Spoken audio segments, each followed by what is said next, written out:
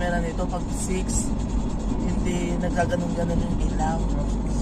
Bilog lang talaga. Oo. Eh pag yung 1, nagaganon-ganon yung ilaw, ang pangit. Pag ganito 6, bilog lang siya, may konting sinag lang. Parang ganon din sa cellphone nyo.